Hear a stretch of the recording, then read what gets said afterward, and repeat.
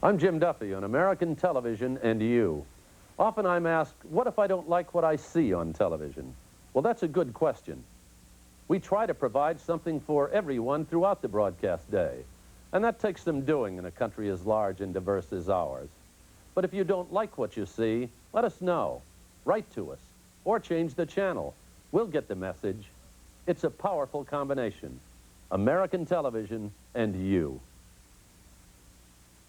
The awesome power of the atom. If unleashed, all trace of life could vanish like a dream. Under man's control, its limitless energy could transform the world.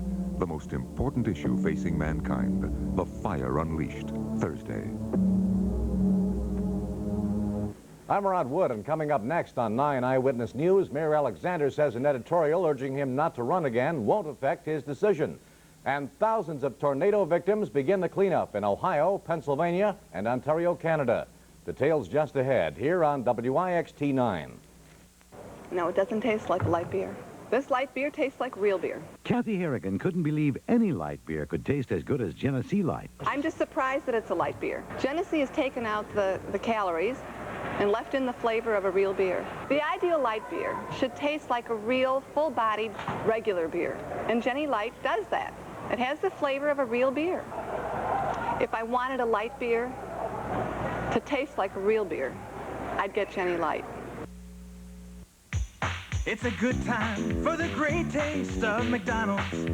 It's a new morning, it's a good time for a fresh new taste, McDonald's kind. It's a great new breakfast made just for you on fresh buttermilk biscuits. Hey, count 'em, there's two. A sausage biscuit, take a big bite. A fresh baked biscuit, tender and light. Or bacon, egg, and cheese, hearty breakfast fare. Both new at McDonald's, so we'll see you there for new breakfast biscuits. 'Cause it's a good time for the great taste of McDonald's. We're asking Cottonelle users why they prefer Cottonelle bathroom tissue. Cottonelle is cottony soft, and my family doesn't want anything else. And it is cottony soft. Yes, it is cottony soft. Cottonelle's as soft as cotton. I mean it. Cottonelle is cottony soft. Cottonelle bathroom tissue. Of course it isn't cotton, but it is cottony soft. The ads say that it feels like cotton, and I'm saying that it does. It's just like cotton, it really is. The biggest sale of the year is here.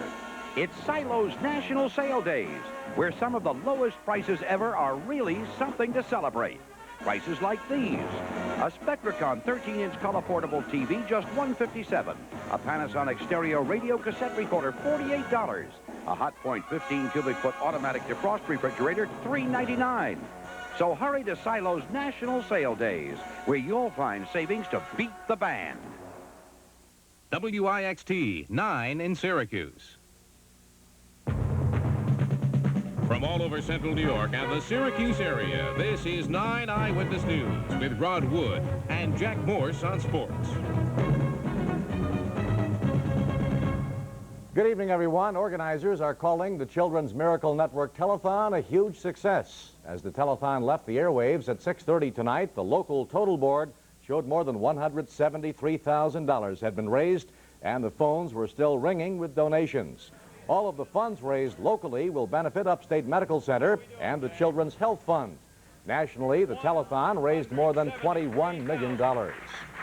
Some 4,300 Cornell University students received their diplomas today at commencement exercises highlighted by apartheid protests. Demonstrators opposing the school's investments in racially segregated South Africa wore red armbands and carried black balloons with the slogan, "Divest."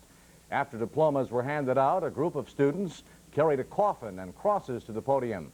Cornell's president, Frank Rhodes, told the graduating class that he respects the concern of those who champion causes, but he said turmoil and abuse won't beget the understanding and agreement needed to effect change. Syracuse Mayor Lee Alexander says today's Herald American editorial urging him to retire will have no effect on his decision whether to seek a fifth term. The editorial was critical of Alexander's administration and suggested that after 15 years in office, even the mayor's best friends are fed up with him. Alexander had this reaction to the editorial. I don't know how to respond to the to the editorial, except to say that it was personal in nature, but I would expect that if I were to run again, that they would look at the record, and I think that the writers of the papers will look at the record, too. On page 1 of this morning's paper is a report of how well Syracuse is doing. It points out that we've progressed handsomely in the past 15 years. It's a record of which I played a part in. I'm very proud of that record. Alexander says whether he runs again or not will depend on the decision he makes and not a decision someone else makes. Meanwhile, mayoral candidate Joseph Nicoletti says his campaign has been energized by last Wednesday's 17th Ward Committee vote. It was a straw poll of committee members who were asked to indicate by secret ballot who they would prefer to see nominated for mayor. The result of that vote found 55% favoring Nicoletti, 37% behind Mayor Alexander, and a smaller percentage backing State Fair Director Tom Young. Nicoletti sees the vote as a clear signal that he's on the road to victory in light of the fact the 17th Ward has traditionally been a strong independent voice.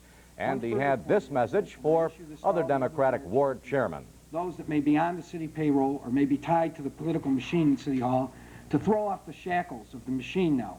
Follow the lead of the 17th Ward, which has voted not to carry the petitions of any candidate that is not declared for any office, and precisely the office of mayor. This campaign has been energized further. Nicoletti is at this time the only announced Democratic candidate for mayor. He expects supporters of the mayor to downplay the vote. Another Democrat is entering the race for Syracuse's 4th District Common Council seat. His name is Sid Oglesby, a 24-year resident of the city who is entering his first political race. Oglesby is mounting a campaign for the seat being vacated by Councilor Teresa McCarthy, who has become a candidate for Councilor at Large. And the air swells by 10,000 with every... I have considered running for this office. I spent a deal of time thinking of the resources and the people I would need to do so. I've acquired those resources and people and the backing, particularly in the 16th Ward, and I think I can win. Oglesby will be up against Democrat Charles Anderson for the 4th District City Council seat.